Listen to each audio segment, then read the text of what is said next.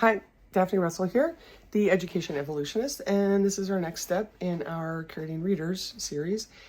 And the first step, you looked at your own reading. And the second step, you looked at someone else's reading and listened for pain. And you said you're sorry about that pain. You listened for any ways that you can help them, anything that you can build on that they can do that's done successfully. And then you got them into a book. You gave them a stack of books and said, good luck, find something in your vocabulary range. Now, what's really cool about that is they're leading the way now. You've literally got them behind the wheel of the car, however you want to look at it. And they may never have been there. So you got to check the book that they pick. So you're trying to prove that they actually know the words. I know that sounds strange, but you have to believe that there's more words inside of their head than they know. You have to believe that. And you have to trust that I'm saying that and that it's true. So, I mean, I have a supercomputer. This is proof. Everyone has more words inside of their head than I know, that I have ever experienced with all the kids. So, you have your curated stack. They went through it. They picked a book, and now you have it in your hands. Boom. And the Hate You Give is amazing.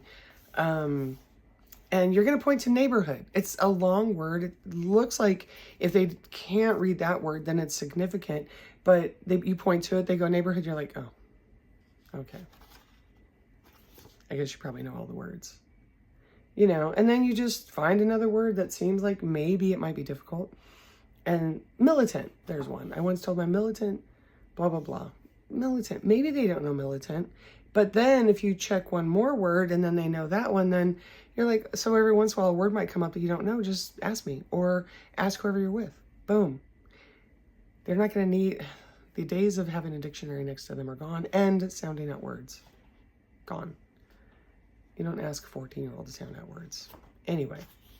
So now that you have this book, you feel like they can do it. Now if they can't, it seems like they can't. Because you're listening for confidence. And when you start doing this, you'll start to hear better. You'll start to hear, you look at their face and you'll see their face is different and it changes. So you listen for that. And then once you feel pretty good about that, then you can start with the connections. If you don't, you're like, you ask them, how do they feel about this? Does it seem like too much? Do they want to get something else? I mean, honestly, I've had kids that picked books and they didn't know the title. They don't know The Hate You Give. It's obviously the wrong book. Now, it wasn't The Hate You Give that somebody took.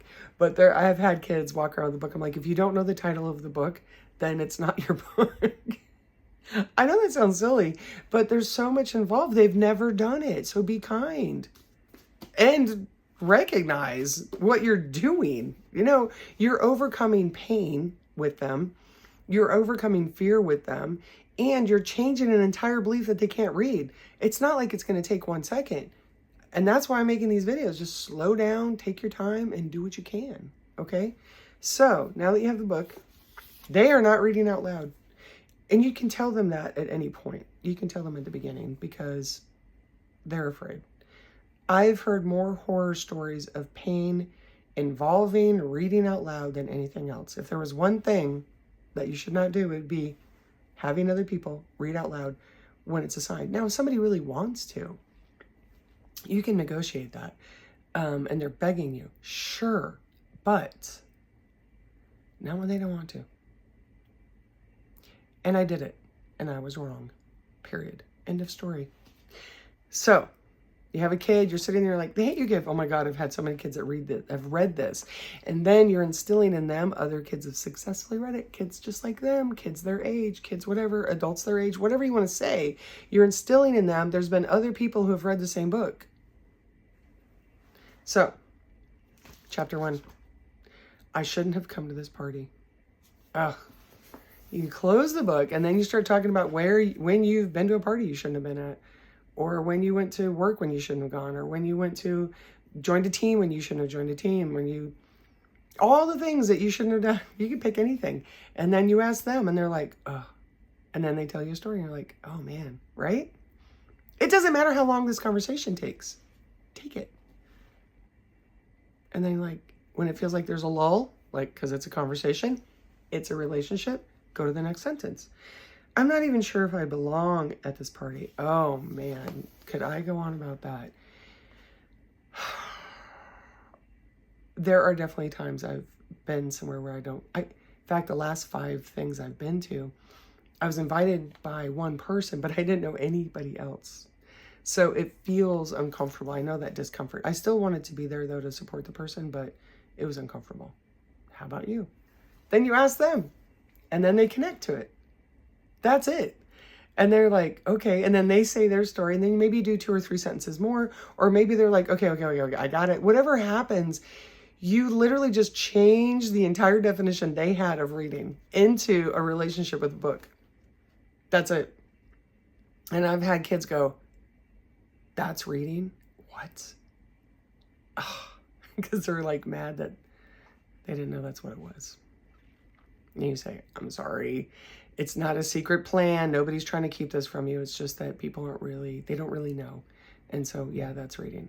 So you read about this person tells you the story, you're connecting to the author, you're connecting to the characters, and what they go through, you connect to yourself, and you just go on and on and on. And then when they make stupid mistakes, you're like, what? Why'd you do that? And when they make good decisions, you're like, oh.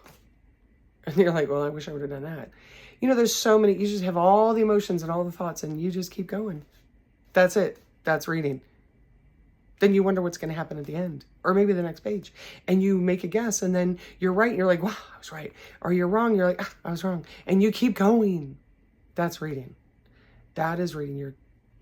Your consciousness is connecting to the consciousness of the author. Boom. That's it. It's a connection between you and the book. It's a relationship between you and your book. That's why there shouldn't be any shaming involved, because would you shame my consciousness? Like, you would never go, your consciousness is, you would never do that, because it's mine and you respect it. That's how we do this. So that is the step. You're literally just even teaching about connections, but that's what connections are. And when they realize it's connections and that's reading, and it's just words that they already know, they're like, what? And then everything changes. And that's exciting.